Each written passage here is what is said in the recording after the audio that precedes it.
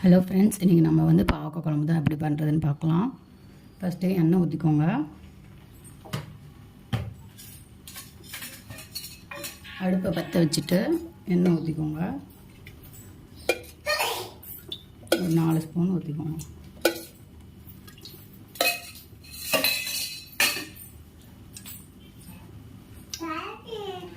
நல்லா எண்ணெய் காஞ்சதும் நம்ம கடுகு, உளுத்தம்பருப்பு, கடலைப்பருப்பு போட போகிறோம்.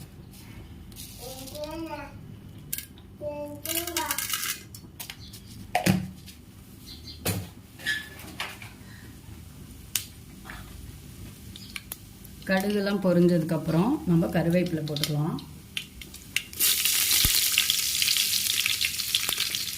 அடுத்து பெரிய வெங்காயம் இல்லைன்னா சின்ன வெங்காயம்.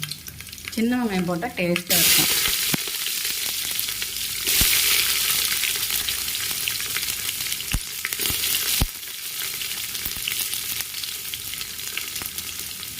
நல்லா வணக்கி விட்டுக்கோங்க.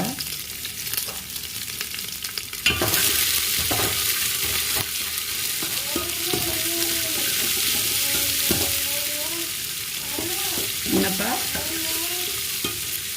நல்லா வெங்காயம் வணங்கினதும் நம்ம தக்காளி போட்டுக்கலாம்.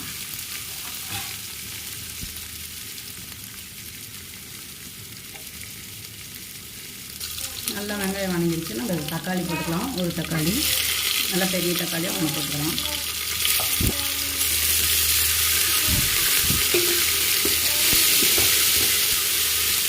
நல்லா வணக்கிடுங்க.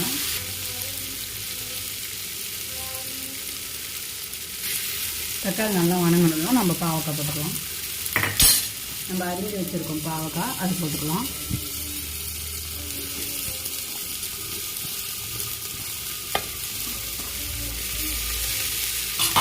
அதையும் சேர்த்து நல்லா வணக்கிடுங்க.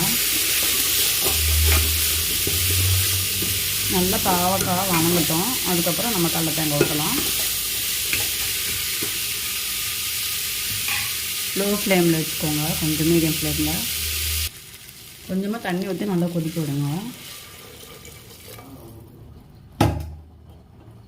நல்லா வேகட்டும். கடலை தேங்காய் ரெடி பண்ணிக்கலாம். அதுக்கு கடலை தேங்காய், லைட்டாக சோம்பு போட்டுக்கோங்க கொஞ்சம், அப்புறம் பட்டை லவங்கம்.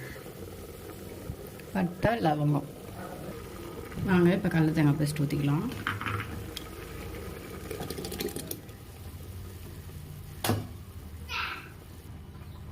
அடுத்து மஞ்சள் தூள், அடுத்து மிளகாய்த்தூள், அடுத்து மல்லித்தூள்.